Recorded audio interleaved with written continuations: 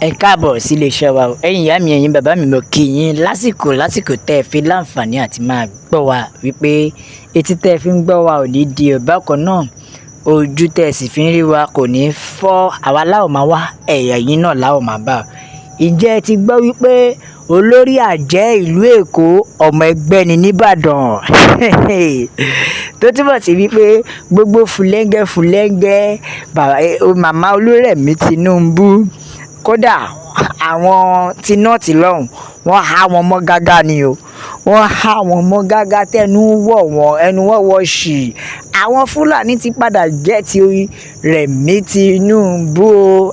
Àwọn nọ́ọ̀tì yẹn ya wèrè gan o. So màmá, ṣé ẹ gbàgbé pé ẹ lọ sí Ilé Ifẹ̀ nígbà kan recently tẹ́ ń sọ̀rọ̀, tẹ́ ń lẹ́nu, tẹ́ ń dìde pé ọkọ yín kọ́ ni ó fa problem Nàìjíríà yìí? Ẹ jọ̀ọ́ kí ló dé tẹ́ wá ní àwọn ẹni yẹn ní north ń sìn táwọn yẹn ṣe kinní yẹn fún yín? Bẹ́ẹ̀ ni ilẹ̀ ọmọ Yorùbá nìkan náà lẹ lè máa halẹ̀ mọ́. Ọmọ Yorùbá lẹ lè máa halẹ̀ mọ́. Bẹ́ẹ̀ ni ṣé mọ̀ pé of recent àgbà Fúlàní kan jáde, dókítà kan ni o. Ó jáde tó dẹ̀ mú fún Tinubu wòtòwòtò. Ó mú fún wòtòwòtò ìyẹn Olúrẹ̀mí Tinubu. Ó ní ẹ jọ̀ọ́ èwo ló ṣe wá jẹ́ wípé ìyàwó ló ń sọ̀rọ̀? Ó ní kí ló fà á? Ó ní ó ṣe jẹ́ wípé ọkọ la fìwé pè, ọkọ la fìwé yàn, ọkọ ni ààrẹ, ìyàwó ṣe wá ń sọ̀rọ̀. Ó ní ọ̀rọ̀ obìnrin kọ́ làwọn fẹ́ gbọ́ o, kí Olúrẹ̀mí jókòó ná. Ó ní kí Olúrẹ̀mí jókòó ná pé níbi tí àwọn géńdé tó jẹ́ àwọn bàbá àgbálé bá ti ń sọ̀rọ̀, ó ní kí madam Olúrẹ̀mí ẹ lọ fìkàlẹ̀ síná. Ta ló sọ bẹ́ẹ̀? Dr. Garus Gololo ni o. Ìyẹn tí àwọn àgbà Fúlàní ló jẹ́ kó yé wọn pé àní madam kọ́lá need, ọkọ ló ní làwọn dìbò yàn, so kó dákẹ́. Ṣùgbọ́n sí ìyàlẹ́nu ṣe rí nígbà tí bàbá yìí àgbà Fúlàní yìí máa sọ̀rọ̀ tó máa sọ pé kò ń ṣe Rẹ̀mí làwọn need, kí Rẹ̀mí jókòó. Ṣé ẹ mọ̀ pé bóyá ó fìyẹn pé attention màmá ni? Kò ju ọjọ́ kẹta àbọ̀jọ́ kejì ẹ̀ màmá gbéra ní direct.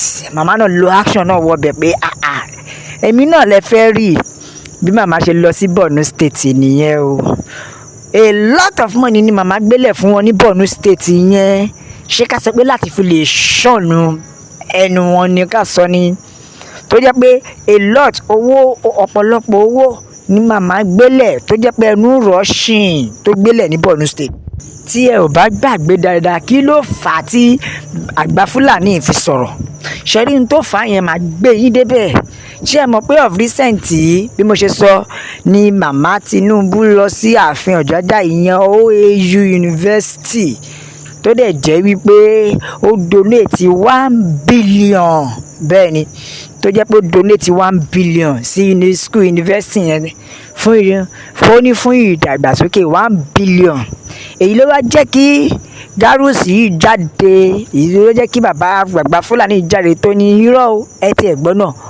Ó ṣe jẹ́ pé ọ̀dọ̀ ni ló lọ gbé 1 billion sí jọ. Kí ni ó fà á tó fi jẹ́ pé ìwọ ló ń lọ ló ń bọ̀? Ṣé ìwọ la dìbò yan ni? Ìwọ kọ́ la fẹ́, ìwọ kọ́ la ń sọ. Kí ló fà á tó fi lọ gbé owó lọ síbẹ̀? Kó tẹ́ ṣe pé owó ló gbé 1 billion lọ sí ọ̀dọ̀ ní Ifẹ̀ Oyè. Lẹ́yìn tí bàbá yìí challenge Rẹ̀mí Tinubu, ìyẹn first lady Nàìjíríà, kò jújọ́ kẹtẹ lọ, màmá gbéra lọ Borno ni o, straight. Màmá gbéra wọ Borno, àwọn náà ṣẹ̀ṣẹ̀ wá tó wá lọ gbé another owó sílẹ̀ ní Borno, which is 500 million, 500 million naira ni màmá gbélẹ̀ fún wọn ní Borno State. Ìyẹn ní kankan ó wá ra a lot of food store. Ó ti mọ̀ pé tí fún lọ́rọ̀ ló pọ̀ jù nínú àwọn àbókí. Ó wá ra a lot of food store fún wọn. Ó ga kápá tẹnutì, food store yìí ga, nǹkan kì í ẹsẹ̀ ràgó. Bẹ́ẹ̀ ni, nǹkan kì í ẹsẹ̀ ràgó. Ó ra a lot of food store sílẹ̀ fún wọn, tó dẹ̀ jẹ́ wípé ṣé ká sọ pé ó fi ṣọ̀nù wọn lẹ́nu ni?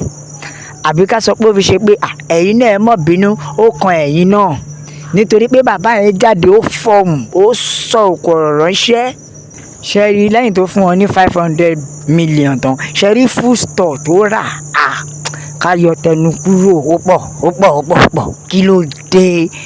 Ṣé rí bó ṣe ra míìkì ló ra everything ló ra oúnjẹ ó kún, kò wá ṣe pé bí ó kún mọ́tò wọ́n tó ga. Ẹ jọ̀ọ́ kí ni ká sọ fi ṣe yẹn o? Mo fẹ́ béèrè pé ṣé orí ọ̀fẹ́ yẹn ò pín dọ́dọ̀ gbogbo ọmọ Yorùbá ni?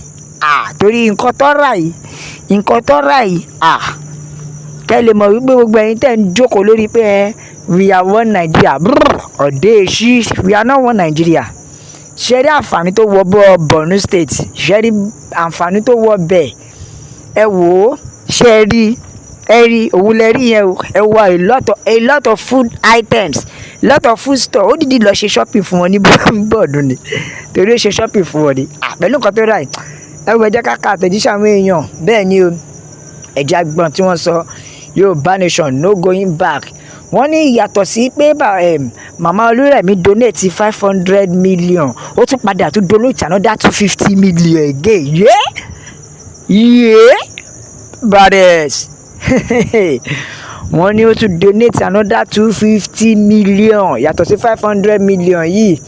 Bẹ́ẹ̀ ni o, yàtọ̀ sí food items, ìyẹn oúnjẹ gbogbo ẹ̀ kan tó rà lọ, food store tó rà lọ, ó tún donate another 250.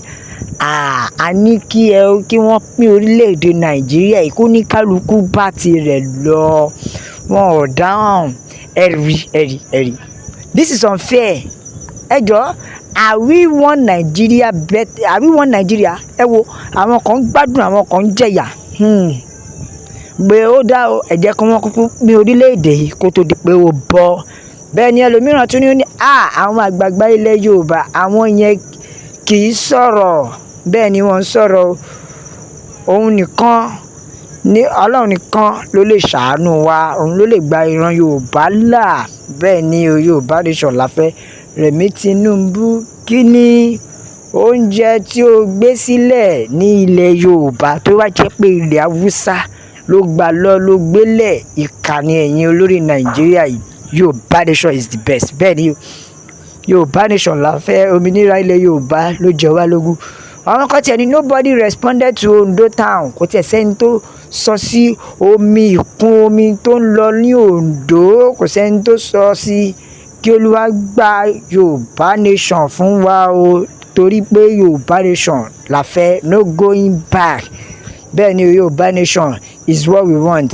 Òmìnira ilẹ̀ Yorùbá ló jẹ wá lógún, onílé lóko lọ́nà. Ó di ìgbà tá bá bẹ̀rẹ̀ sí ní pa wọ́n, bí à ń ṣe kinní yẹn fún wọn. Bẹ́ẹ̀ ni o, nítorí wọn ò fẹ́ rí wípé a sọ òdodo, àwa náà ò dẹ̀ ní yé dákun àti yé má sọ òdodo fún wọn. Yorùbá nation la fẹ́, òmìnira ilẹ̀ Yorùbá ló jẹ wá lógún. Ẹ share, ẹ like, ẹ subscribe, ẹ tẹ̀ sójú ẹ̀, ẹ jẹ́ kó yá àwọn èèyàn lọ́tùn lósì pé Yorùbá nation nìkan ní ọ̀nà àbáyọ. La fi ń sọ pé àgbẹ̀ oníroko títí kó gbàgbé lé o, bó pẹ́ bóyá onílé arèlé. God bless Yorùbá nation. Ó dàbọ̀.